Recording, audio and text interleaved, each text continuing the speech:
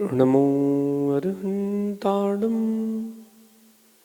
नमो सिद्धाणं नमो आयिरियाणं नमो जायाणं नमो लोये सव्यसागुणं।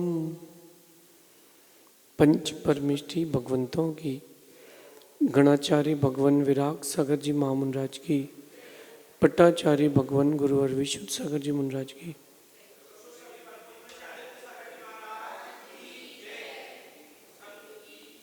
हम सभी अपने जीवन में सुख और गुणों की अभिवृद्धि के लिए नीति के विषयों का श्रवण कर रहे हैं।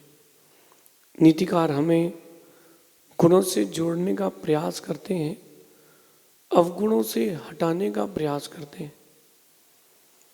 जो कुछ भी आपके साथ असल में हो रहा है वो आपकी ही देन है। दुनिया में कोई भी व्यक्ति आपके साथ अच्छा या बुरा करने की ताकत नहीं रखता। जो कुछ भी अच्छा या बुरा होता है वो हमारे ही कारण होता है और हम दूसरों को निमित्त और दोष मान करके दुखी होते हैं। आज की नीति में आपको ये समझाना चाहता हूं कि हम दुनिया के सुधार के पहले अपने व्यक्तित्व का सुधार करें। और आपको अपने व्यक्तित्व में एक सुधार करना है कि जब भी कभी भी किसी के बारे में कुछ भी कहें, बहुत सोच समझ करके ही कहें। आप किसी के बारे में पूरी जानकारी रखते हो तो भी जरूरी नहीं है आप उसकी परिस्थिति से वाकिफ हों। हर व्यक्ति की अपनी अपनी परिस्थितियां होती हैं। तो जब भी कुछ भी किसी से कहें, बहुत सोच समझ के ही कहें। एग्जामिनेशन हॉल, एक बच्चे के हाथ में फ्रैक्चर हो गया तो वो पट्टा बंधा था और उसको बार बार खुजली हो रही थी, तो वो अंगुली डाल करके खुजली कर रहा था। वो खुजली करता रहे बार बार। तो जो टीचर थे वो आए, बोले तुम इसमें कुछ रखे हो? बोले सर कुछ नहीं है, खुजली हो रही है तो मैं पेन की लीड अंदर डाल करके खुजा रहा हूं। बोले तुम्हारे पास में कुछ रखा हुआ है। बात बढ़ गई, हाथापाई हो गई। उसने वही हाथ सर के सिर पर दे मारा। पेपर भी गया, डिग्री भी गई और सर का सर भी गया। कभी भी कोई प्रतिक्रिया देना हो या किसी के लिए कुछ कहना हो तो एक बार बहुत ज्यादा सोचें। कहीं ऐसा नहीं हो जाए कि आप सामने वाले के सिचुएशंस को ना जान करके इंटरप्रिटेशन गलत कर दो।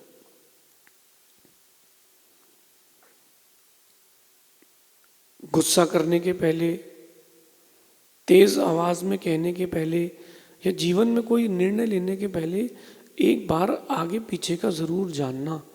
खासकर जब आप किसी से बात करो और किसी के बारे में करो तो बहुत ज़्यादा सोच समझ के ही करना। ये इंडिया है, यहाँ पर लोग बात का बतंगड़ बनाते हैं। होता कुछ नहीं है और एकदम उसको इतना बड़ा चढ़ा के बता देते हैं कि चीज़ें कंट्रोल के बाहर हो जाती हैं। हम लोग सागर चातुर्मास कर रहे थे 2019 में। तो एक उस समय रूमर चला कि 15 अगस्त आने वाली है और 15 अगस्त के दिन आतंकवादी हमले होंगे, कहीं भी हो सकते हैं। तो सारी जगह की पुलिस अलर्ट थी। एक खबर आई हमारे के पास कि जहाँ चातुर्मास है हमारा महाराजी में, इससे 1.5-2 किलोमीटर दूर कुछ आतंकवादी होटल में पकड़े गए। अब देखते जाना। व्हाट्सअप तो इसके लिए बहुत फेमस है। जस्ट लाइक लेडीज, महिलाओं को बहुत जल्दी बढ़ा चढ़ा के बोलने की आदत होती है। उसने तो व्हाट्सअप में आया कि वहाँ तो पूरी छावनी बन चुकी है। ये अगला व्हाट्सअप का मैसेज आया कि लड़का कहता महाराज जी वहाँ तो फायरिंग चालू हो गई है। एक ने कहा तो ब्लास्ट हो गया है। वहां जाके कौन देख रहा है? डर का माहौल। जहां वो ये घटना हुई उसके पास में एक पहचान वाले घर था, उसको फोन लगाया कि वहां क्या चल रहा है। बोले कुछ नहीं, नॉर्मल है। पूछा वहां पुलिस वाले हैं क्या? नहीं, बोले कुछ नहीं। मैंने कहा पूछा वहाँ कुछ लफड़े हो गए क्या? बोले नहीं हुआ क्या, 4-5 ईरानी सैलानी आए हैं जो ईरान से यहाँ पर इंडिया घूमने आए हैं, तो उनके ऊपर किसी ने शक कर लिया, तो उनसे जांच पड़ताल हुई और मालूम चला कि वो तो टूरिस्ट है। मैंने कहा दोबारा वो इंडिया ही नहीं आएंगे, डर के मारे बेचारे वो भारत ही नहीं आएंगे। वहाँ की इतनी कुछ सिचुएशंस खराब नहीं हुई थी जितना कि लोगों ने रूमर से कर दी। इंडियन न्यूज़ चैनल भारत पहुँच चुका है लाहौर तक, अभी तो यहाँ प्लेन चालू ही नहीं हुआ इंडिया से निकलना। वहाँ तो इतना बता देते हैं न्यूज़ में कि दुबई में ऐसा बम गिरा और बुर्ज खलीफा के टुकड़े टुकड़े हो गए, वहाँ कुछ हुआ ही नहीं। तो जो लोग छोटी सी बात को बहुत ज़्यादा बढ़ा चढ़ा के कह देते हैं, ऐसे लोगों की ऑथेंटिसिटी खत्म हो जाती है, ऐसे लोगों पर लोग विश्वास नहीं करते। आप लोगों ने बचपन में वो कहानी भी सुनी होगी, एक बकरी चलाने वाला बच्चा जंगल में बकरी चलाने ले जाता था, वहाँ चिल्लाता था कि भेड़िया आ गया, भेड़िया आ गया, तो पूरे गांव के लोग इकट्ठे हो जाते थे। फिर वो कहता था कि मजाक किया मजाक किया, तो वापस चले जाते थे। ऐसा 2-3 बार हुआ, लोगों ने जाना बंद कर दिया, अरे यार तो फालतू की बातें करता है, कोई कोई भेड़िया नहीं आता बकरियां पकड़ने। फिर एक दिन सच में भेड़िया आ गया। जब सच में भेड़िया आ गया और उसने चिल्लाया कि भेड़िया आ गया, भेड़िया आ गया, एक भी आदमी उसको देखने नहीं आया और उसकी बकरियां और वो बेचारा चराने वाला दोनों मर गए। आप लोगों को इस कथा से शिक्षा लेना चाहिए। जब भी कुछ बोलें बहुत सोच समझ के बोलें, आपकी ऑथेंटिसिटी खत्म नहीं होना चाहिए। मेरे पास बहुत सारे लोग बहुत सारी बातों के लिए आते हैं कि आप कुछ बोल दें इस विषय पे, कि आप इस विषय में कुछ बोल दें। मैं रुकता हूँ, मैं पहले उस बात की ऑथेंटिसिटी चेक करता हूँ, फिर मैं उस विषय पर बोलना पसंद करता हूँ। कारण क्या है? कारण सिर्फ एक है, अगर मैं अपने शब्दों के द्वारा किसी गलत चीज़ की पुष्टि कर दूंगा तो लोग मेरा विश्वास करना बंद कर देंगे। इंडिया में ऐसी प्रजाति बहुत है जो इस प्रकार की बातें फैलाती है। अड़ोसी पड़ोसी वालों के बारे में कभी कोई अच्छा बोलते नहीं। किसी की लड़की की शादी होना या किसी के लड़के की शादी होना है, आप उसके अड़ोसी पड़ोसी से पूछोगे कि यार भैया वो लड़का कैसा है, हर एक नंबर का बिगड़ैल है, एक नंबर का बिगड़ैल है। जबकि बेचारा सबसे पहले मंदिर जाता है, सत्य व्यसन का त्यागी है। क्यों? अरे उसके बेटे की शादी इतनी अच्छी जगह नहीं हो जाए, उसकी बेटी की शादी इतनी अच्छी जगह ना हो जाए, इसलिए नहीं उसके बारे में गलत इंटरप्रेट करो। और मैंने एक ऐसा सीन देखा कि जो बीच में मीडिएटर था, उसकी जो बेइज्जती हुई है शायद जिंदगी में किसी की ना हो। किसी ने उसको फ़ोन लगा के मीडिएटर को पूछा कि भाई हम अपनी बेटी की शादी उनके यहाँ करना चाहते हैं, तो क्या आप उसके बारे में जानते हैं? अरे वो लड़का तो चेन स्मोकर है, बिना रात को शराब पी सोता ही नहीं है। जबकि वो लड़का मोहल्ले में नहीं, उस नगर का सबसे अच्छा लड़का था। और भी जगह से फोर्स लगा करके पता किया और उस लड़के की उस लड़की से शादी हो गई। शादी हो गई, लड़की को 6 महीने में समझ में आ गया कि नहीं यार लड़का ऐसा है ही नहीं। 6 महीने में एक बार तो सिगरेट पीते मिलता, शराब पीते मिलता, लोग इसके बारे में कुछ गलत कह ही नहीं रहे। फिर उसने एक दिन रात को अपने पति को बताया कि ये जो आपके रिश्तेदार हैं, इन्होंने मुझसे आपके बारे में ये सब कहा। कन्फर्म है? बोले हाँ। बोले अब आज इनकी धोएंगे। कैसे? बोले आज अपन सब इकट्ठे हो रहे हैं ना एक शादी में, और वो जो उस बहू ने धोया है उस आदमी को, बोले अंकल आपने बहुत अच्छी सलाह दी थी हमको कि इससे शादी मत करना, अगर मैं इससे शादी नहीं करती तो मेरी ज़िंदगी बर्बाद हो जाती। और आपको क्या आगे किसी के बारे में गलत कहने का? सामूहिक रूप से उसने बोला कि जब भी ये आदमी किसी से बात करे सोच समझ के करना, झूठ ज़्यादा बोलता है। उस व्यक्ति की उस कम्युनिटी में, उस फैमिली में पूरी इज्जत खत्म हो गई। कारण बड़बोलापन। कई लोगों को ज़्यादा बोलने की आदत रहती है। ज्ञानचंद, भारत में 3 प्रजातियां बड़ी फेमस है, ज्ञानचंद, रायचंद, हुकुमचंद। इसमें से ज्ञानचंद है, ये अपना ज्ञान ऐसा बखेरने में लगे रहते हैं और कुछ भी किसी के बारे में कहते रहते हैं नहीं। दूसरों के बारे में वही कहें जो है, और नहीं कहना हो तो नहीं कहें। अगर कोई मुझसे पूछता है कि वो लड़का है और लड़की कैसी है, तो मैं कहता हूँ कि भाई मेरे साथ तो बहुत अच्छे से रहते हैं, आप अपना देख लो। मेरे साथ तो बहुत अच्छे से लोग रहते हैं, तो हम आपको उसके बारे में ज़्यादा क्या होता है, तुम ही सर्च करो। ये मैरिज ब्यूरो तोड़ना है। आज की नीति में यही बात समझा रहे हैं, आप किसी के बारे में जो कुछ भी कहें बहुत सोच समझ करके ही कहें। जब भी आप किसी के बारे में कुछ भी कहें बहुत सोच समझ के कहें, क्योंकि राई का पहाड़ बनाने में और चिंदी का सांप बनाने में आपकी छवि धूमिल हो जाती है। आप राई का पहाड़ बनाओगे आपकी पूरी इमेज खत्म, आप चिंदी का सांप बनाओगे आपकी पूरी इमेज खत्म। क्यों बनाओ चिंदी का सांप, क्यों बनाओ? ये आप देखना, जिस दिन आपकी विश्वसनीयता खत्म होती है, मैं कहता हूं कि आपके पास करोड़ों रुपए क्यों ना हो, आप एक बहुत बड़े पद पर क्यों ना प्रतिष्ठित हो, आपकी वैल्यू 0 है।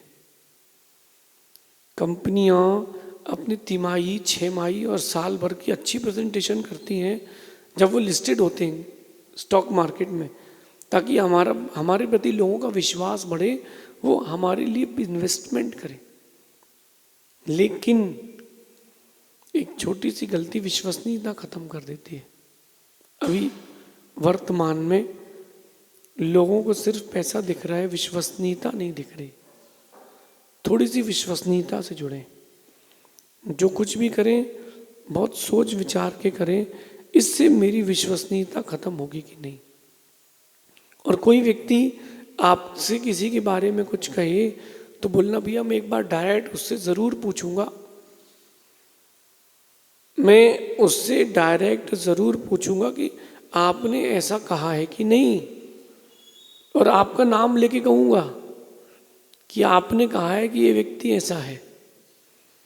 इससे 2 चीज़ होंगी, एक तो आपका किसी के प्रति विश्वास खत्म नहीं होगा, दूसरा आपके पास आकर के कोई यहाँ वहाँ की बातें नहीं करेगा।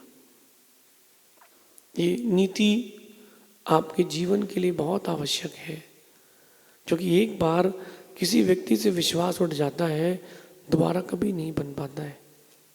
और एक अच्छे व्यक्ति से आपका विश्वास उठ गया तो आपने एक अच्छा साथी खो दिया, एक अच्छा साथी खो दिया। और खासकर 2 लोगों से बच के रहना, तांत्रिक और ज्योतिषी। तांत्रिक और ज्योतिषी, आपको कोई प्रॉब्लम हो, इंडिया में सबसे पहले तांत्रिक के पास जाते हैं, डॉक्टर के पास बाद में जाते हैं। कोरोना हो गया तो बाबा जी के पास चलो, और बाबा जी की दुकान के बाहर बोर्ड लगा था 10 रुपए में कोरोना का झाड़ा, और उन लोगों को खूब झाड़ा, फिर स्वयं झड़ गए, कोरोना हो गया और स्वयं मर गए। तांत्रिकों ने ज़्यादा से ज़्यादा धर्म का और परस्पर की प्रीति का नाश अगर किसी ने किया है, विनाश, तो तांत्रिकों ने। आप जैसे किसी के पास जाओ तो सबसे पहले वो एक ही बात बोलता है, किसी ने कुछ कर दिया है और वो 40-50 साल के आसपास की कोई लेडी है, आप किसी के यहाँ कुछ खा के आए हो, अरे भैया तो इसकी इतनी एज के तो कोई ना कोई रहता ही है, किसी ने क्या कुछ ना कुछ तो खाते ही हैं, उनसे दूर रहो। तो उसने तुमको तुम्हारी चाची से, मौसी से, बड़ी माँ से, बुआ से, सबसे दूर कर दिया, पता नहीं कौन है। तो इन तांत्रिकों की बातों में बिल्कुल ना आए, किसी भी परिस्थिति में तांत्रिकों की बातों में बिल्कुल ना आए। और दूसरा ज्योतिषी, 11 रुपए ज्यादा दो मुहूर्त बदल जाता है। आप ज्योतिषियों को 11 रुपए ज्यादा दो मुहूर्त बदल देंगे वो।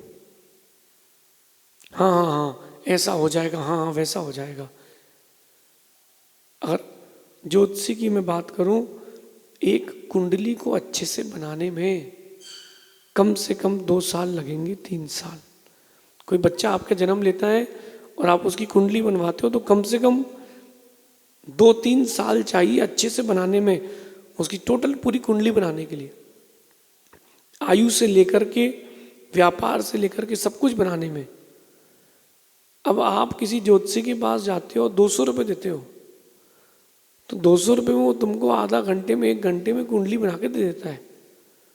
200 रुपये में कितनी कुंडली बनाएगा? और 2 साल तक अगर वो कुंडली बनाएगा तो कितने रुपए लेगा? जब मेरी कुंडली बनी थी बचपन में, तो उसको बनने में 3 साल लगे थे, और 1990 में, 89 में 5,000 रुपये लिए गए थे, उस समय जब कुंडली बनी थी।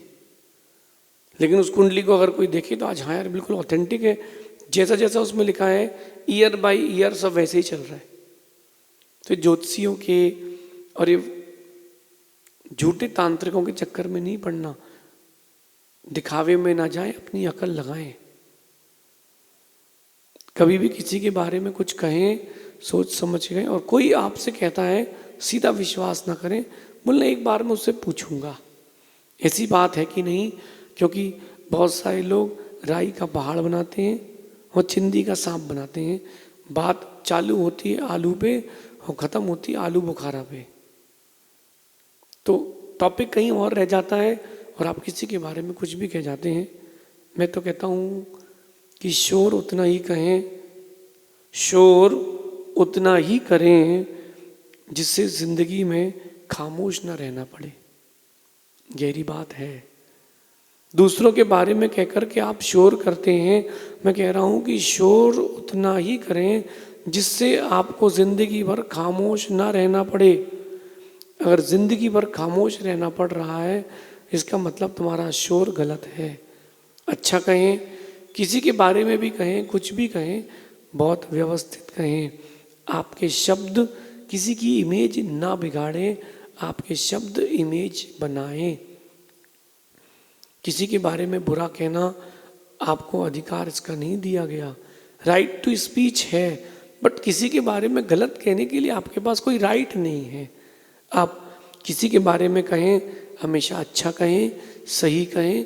अगर आपको लगता है कि आपके पास जानकारी सही नहीं है, आप उसके बारे में कुछ भी ना करें। शोर उतना ही करें जितने में आपको ज़िंदगी भर खामोश ना रहना पड़े। कुछ लोग बड़ बोले होने के कारण ज़्यादा बोल देते हैं, फिर पूरी ज़िंदगी उनको खामोश होकर जीना पड़ता है, क्योंकि उनकी गुडविल, उनकी ऑथेंटिसिटी सब खत्म हो गई है। इस नीति को जीवन में ज़रूर उतारना। दूसरों को समझाने की ये नीति नहीं है, खुद को समझाने की ये नीति है। जब भी किसी के बारे में कुछ कहें, अच्छे शब्दों में कहें और जो है वैसा ही कहें। बड़बोले ना बने, राई का पहाड़ और चिंदी का सांप ना बनाएं। शेष आगे देखेंगे। भगवान महावीर स्वामी की